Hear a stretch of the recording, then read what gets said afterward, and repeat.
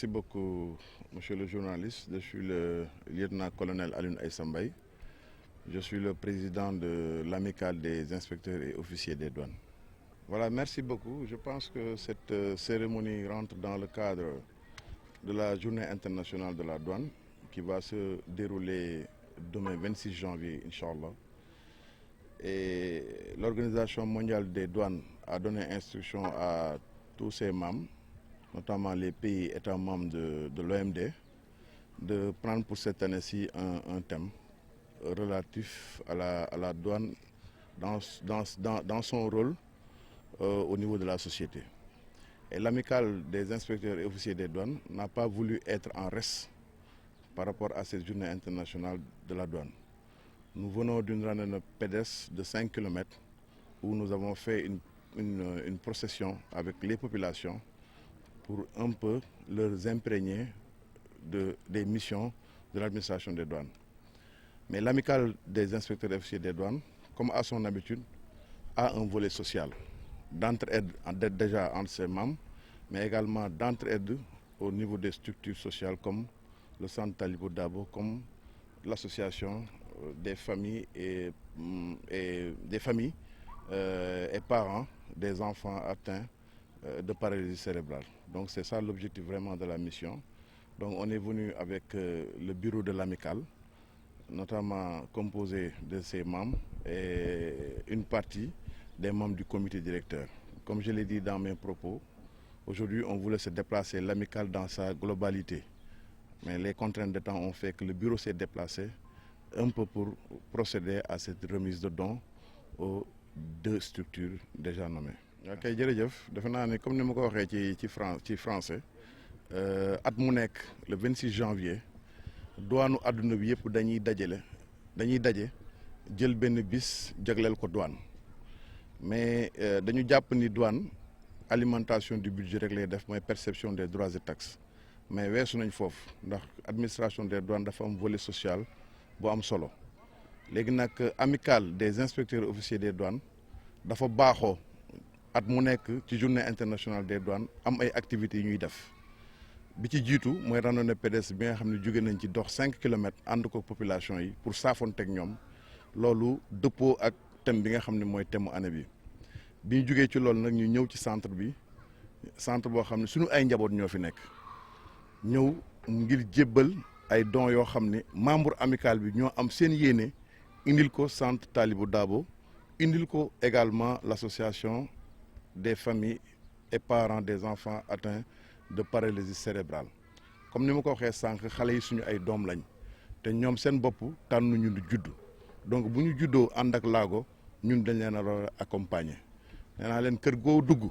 di nga fa fekk xale boo xam ne suñu borom bi muy juddu defaral na ko laago bu mel nii donc moo tax suñu mission ak suñu rôle moo ñu ñëw taxawu leen ci biir ak ci biti bokk ak ñoom coono yi bokk ak ñoom li nga xam ne moom la ñu war a def pour xale yi mën a épanouir comme il le faut. Mais c'est un sentiment de satisfaction, un sentiment de gratification à l'égard de l'amicale des inspecteurs et officiers de la douane qui renouvelle comme à son habitude, en tout cas dans son volet social, cet accompagnement du centre. Et la particularité cette année, c'est que nous nous réjouissons de l'intégration de l'association des familles d'enfants atteints de paralysie cérébrale, qui est une association qui travaille avec le Centre Talibou Dabo, avec qui nous partageons notre cible commune, à savoir les enfants souffrant de paralysie cérébrale. Donc ce don constitué de technologies d'assistance, mais également de matériaux bureautiques, permettra d'améliorer tout simplement l'offre de services du centre et dans ce continuum, la qualité de vie des enfants telle que inscrit dans nos objectifs. Waa mbégte bu rëy ci sama baat muy nekk mbégte famille yi nekk mbégte personnel du Centre Talibou Dabo douane à travers cette amicale bi nga xam ne moom moo tënk inspecteurs yeeg officiers de douane yi du ren yàgg nañ fee ñëw daaw ñëwoon nañ fi te li nga xam ne moom mooy seen liñ fi indi li ñuy gën a rafetlu mooy dañ ko bokk ak association famille d'enfants atteints de paralysie cérébrale parce que ñun dañuy yëngu ci wàllu handicap physique yore tamit ay jumtukaay yoo xamante ne mooy permettre lu ñu woowee inclusion mooy ay école mais malheureusement nekkul xale yi am feebar yooyu yëpp ñoo éligible à cet enseignement classique muy doon xale yoo xam ne dañu leen njaboote parce que dañuy ñëw fii di faju am tamit ay soxla en termes de fauteuil roulant en termes de canne anglaise globalement en termes de technologie d'assistance en termes également de couche entre autres éléments yi xam ne ñoom dañ koy soxla di fréquenter suñu services sociaux yi ñuy rafetlu ànd bu ñu ànd ak seen président monsieur Samb te lii nii dina permettre ñoom seen biir kuréel ñu mën a am jumtukaay yi nga xam ne moom mooy nekk ci centre bi bu ko defee ñoom ak seen organisation dañ mun xool xale yi nga xam ne vraiment jotuñu dugg ci école bi nan lañ leen mën jàppale donc ñuy delloo njukkal waa douane delloo njukkal seen président di ñaan yàlla lii ñu mbëbët muy sax ay ati at objectif bi mooy xale yi nga xam ne dañu am laago seen dund gën a yomb seen dund gën a neex dund famille yi ak parents yi tamit gën a yomb ñun tamit suñu liggéey gën a mën a yomb. Madame Oumoul Khayri Koli, vice-présidente de l'association Famille des enfants atteints de paralysie cérébrale. La portée de ce geste, c'est un sentiment de satisfaction en fait qui nous anime. Nous, parents, vivons avec des enfants atteints de paralysie cérébrale. Et très franchement, on ne sait pas et on ne trouve pas les mots pour les remercier de ce geste qui nous va droit au cœur. Parce que le but de cette association, c'est de permettre aux familles d'offrir aux enfants un cadre meilleur. Et ils sont venus avec leurs dons pour nous aider dans cette mission, pour favoriser les enfants et leur donner un bon devenir. Comme l'appel que nous en faisons à toutes les bonnes volontés, parce que c'est dans notre mission de tendre la main à toutes les bonnes volontés qui veulent œuvrer et veulent œuvrer à aider ces enfants-là, parce que leur condition de vie n'est pas très facile et comme on l'a dit, c'est un peu difficile et ils ont tendu la main avec leurs dons et vraiment qu'on accueille à bras ouverts, vraiment. Et nous sollicitons et demandons à toutes les autorités de faire comme l'amicale des inspecteurs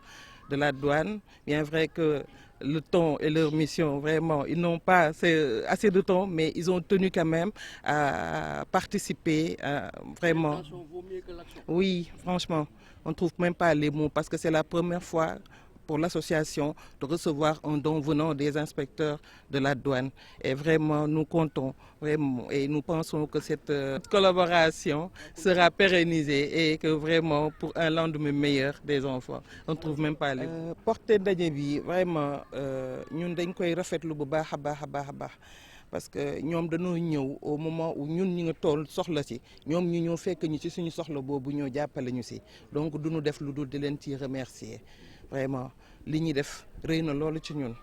parce que association bi ay famille yi nga xamante ne ay xale yu ànd ak ay way laago lañu vraiment ils ont besoin de ce matériel là li ñuy ñëw nii ñun ñoo ko doon def di ko jënd di ko def mais ñoom ñëw nañu jàppale ñu ci seen biir dañ koy remercier di leen wax ne vraiment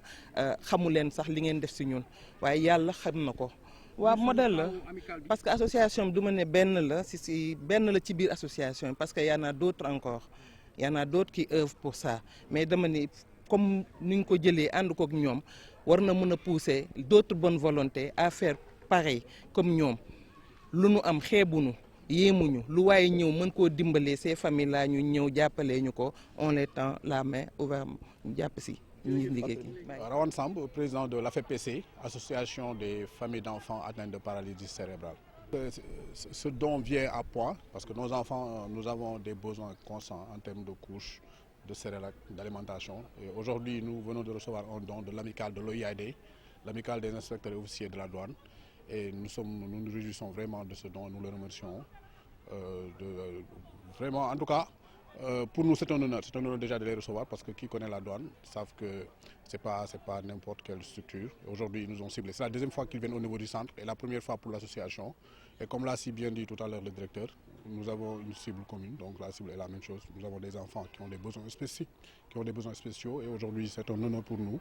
Et nous nous réjouissons vraiment de ce don-là et nous disons merci à l'amicale des officiers inspecteurs de la douane. Bon, les difficultés que nous rencontrons, ils sont énormes. Ces enfants-là, il suffit de les voir pour comprendre vraiment leurs besoins. Nous avons des besoins en termes d'éducation, en termes de prise en charge,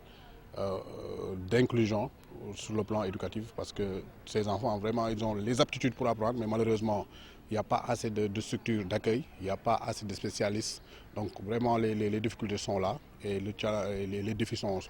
énormes. Et nous lançons un appel à l'État de redoubler d'efforts, nous lançons un appel aux bonnes volontés, aux ONG, aux fondations, de venir nous accompagner. C'est vrai que l'État fait beaucoup d'efforts, mais ce n'est pas assez. Donc, raison pour laquelle d'ailleurs, aujourd'hui, il y a l'amicale qui a fait des dons. Et nous lançons un appel aux autres, dans le même sillage, de faire la même chose, dans le cadre des politiques, dans le cadre de la RSE. Nous lançons un appel aux autres structures de venir accompagner les associations, accompagner les centres, parce que vraiment les besoins sont là. dafa am solo parce que suñu doom yi dafa am bëgg-bëgg yoo xamante ni dañ koy am saa su ne lu jëm ci couche, lu jëm ci lekk, lu jëm ci céréales, lu jëm ci yeneen ak yeneen. Tey jii amicale bi li mu def nii dafa rëy ci ñun parce que dañ ko soxla boo xoolee yaay nu ñu bëree ci biir nga xamante ni boo leen woowee rek dañuy daw ñëw. Donc ñu ngi leen di remercier di leen jaajëfal di ñaan aussi ñeneen ñi nga xamante ni mën nañ ko parce que am na ñu bëgg a def waaye xamuñu fan la ñuy defee xamuñu ñu soxla. Peut-être dina tax tey lii bu ñu ko defee yeneen structure yu mel ni douane ak ñu mel ni ñeneen ñu ñoom ñëw jàppale centre bi jàppale ñu parce que centre bu mel nii dafa am solo xale yi lu rek dañoo feebaru laag waaye mën nañoo jàng waaye amuñu centre yu doy yu mel ni centre Talibou Dabo comme centre Talibou Dabo moo fi nekk nag nañu xool nu ñu leen jàppalee ba ñu am ay transport yu doy gën a yaatu gën a am salle de classe gën a mën a jël xale yu gën a bëri ñu mën a jàng ni seen ay morom mën a faju parce que centre fii dañ fiy faju dañ fiy jàng dañ fiy def lépp ñun nag association bi dañu nekk ak centre bi ñoo bokk ay cible suñu doom yi feebar ci association bi ñoo fiy jàngee donc benn la loolu moo ñu fi dajale tey ngir recevoir don bi ñu waa douane defal di ko jaajëfal waaye di wax ni doyul donc lépp loo xamante ne daal muy ONG muy entreprise seen cadre RSE muy les fondations képp koo xamante ni bëgg nga def te bëgg def rek te yàlla tax te mu nekk loo xam ne boo ko defee vraiment cible bi di nga ko touché mooy association bi mooy centre yu